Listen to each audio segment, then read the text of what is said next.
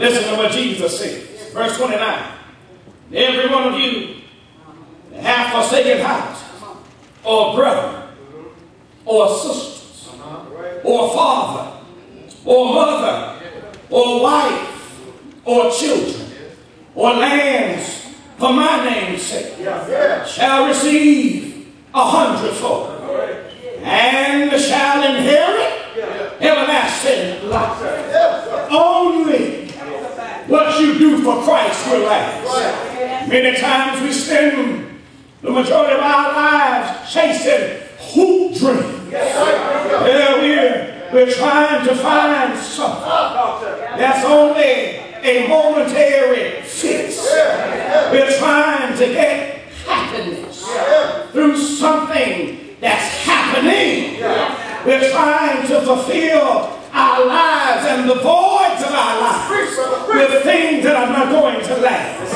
But when you come to Jesus and Jesus asks you to give your life to Him, to give up any power and anything that's standing between you and Him, He assures us that you will not miss your reward.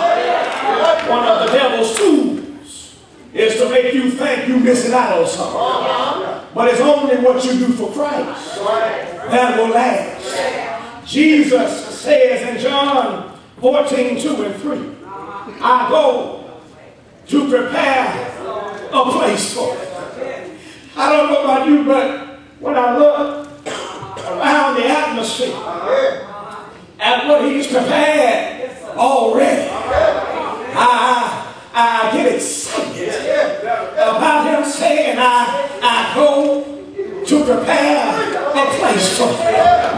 What kind of place could it be that God is preparing for me? That He says that where I am, there He may be also. It's a place where we will inherit the reward for giving up in this life what we needed to give up so we could be with Him in the next life. Only what you do for Christ will last. You can help folk, give them your last, help them till you bleed, till you sweat, until you cry. They'll turn around and look you in your eyes and say you ain't never done nothing. Oh yes, you can expend all of your energy trying to make somebody else's life better, only to have them kick you to the curb when it's time for you to be in need. But I found out when you come to Jesus and lay your life at His feet, there's something about knowing that He has you that gives you the assurance that I haven't made a bad decision. Just to know that to give Him my temporary life, I receive everlasting life. It ain't even a fair trade, but that's what He promises me. If I give Him my temporary life, He will give me everlasting life. Therefore, my whole mindset ought to be on serving Him. Come time to deal with folk, ain't it easy to deal with? I'm doing this for Jesus. When it comes time for me to relinquish my way for His way, I'm doing this for Jesus. When it comes time for me to open back up and let somebody in that I had shut out, I ain't doing it for me. I'm doing it for Jesus. Only what you do for Christ will last. And lastly, with God, all things are possible. Things that seem impossible with me are certainly possible with God. When you look at what God has done with His people of old time, it is evident and clear that with God all things are possible.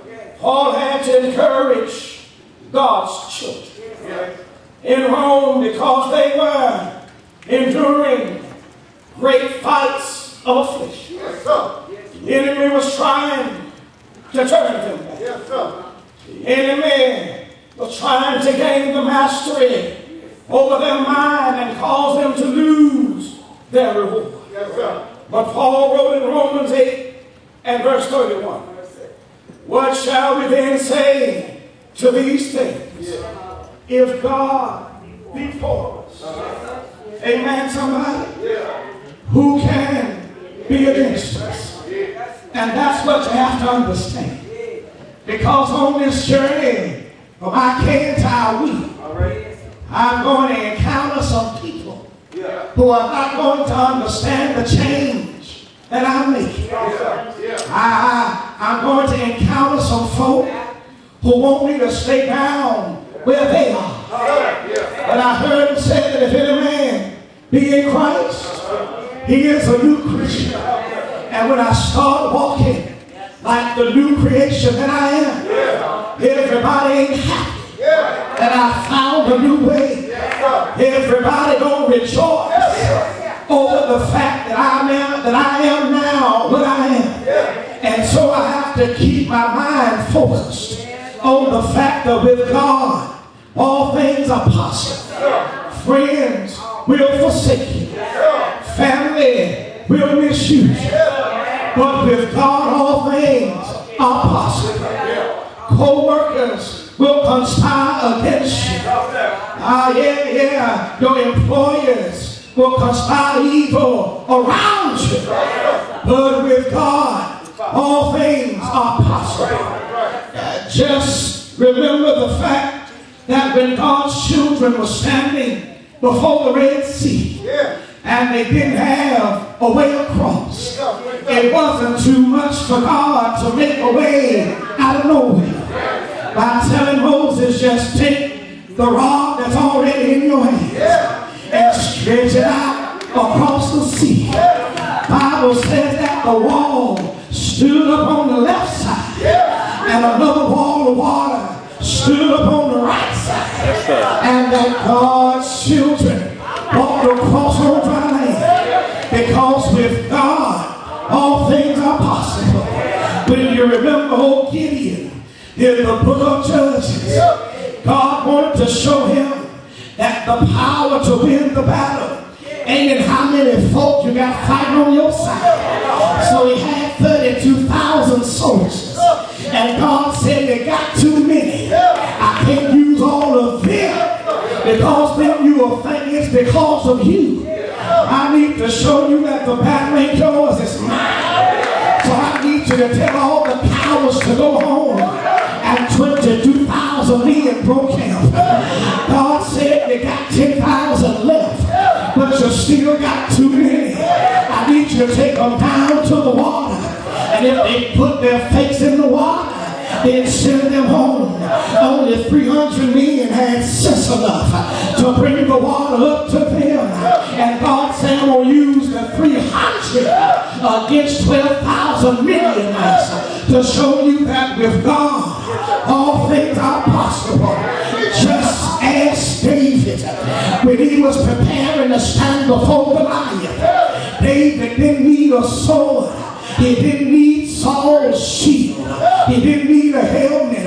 All David needed was the faith that my God can help me do anything. And therefore he stood before Goliath, 9'9", and just as big and bad as he wanted to be. And David told him, I'm going to make you into bird food. And because he ran back with the power of God on his side, David took a slingshot and one smooth stone and sunk it into the head of Goliath and defeated the enemy of God's people, because David knew that with God all things are possible. And that's what I'm saying to you with this last point. You think that is so difficult to deal with difficult